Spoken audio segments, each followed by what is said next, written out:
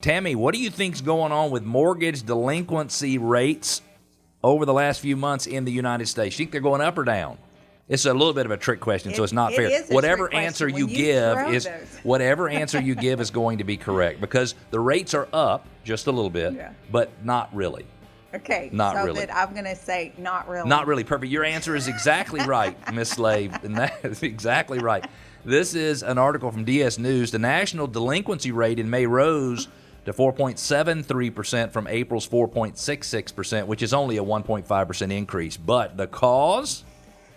The 3-day Memorial Day weekend. It allowed consumers to have less time to make their mortgage payments, and once that clicked over after the first of the month, it made it look worse. There were 110,200 early-stage delinquencies in the U.S., 30 to 60 days past due in the month of May, and delinquencies of 90 days or more, believe it or not, have improved for the 9th consecutive month. So that's really amazing.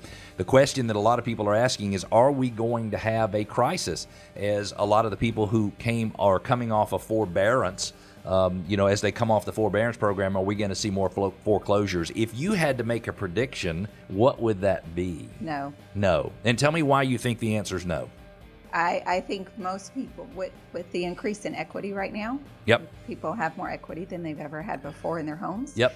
And so, for example, as we talked about in the first segment, $115,000 average sales price increase May of this year versus May of last year. So let me make sure I understand what you're saying.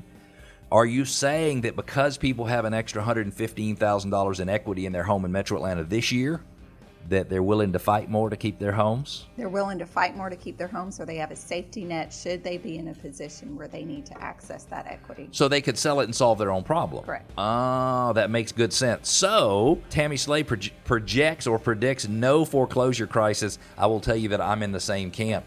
And I think the reason there will not be a foreclosure crisis, in my opinion, as we come out of the pandemic, is because there is just not enough supply.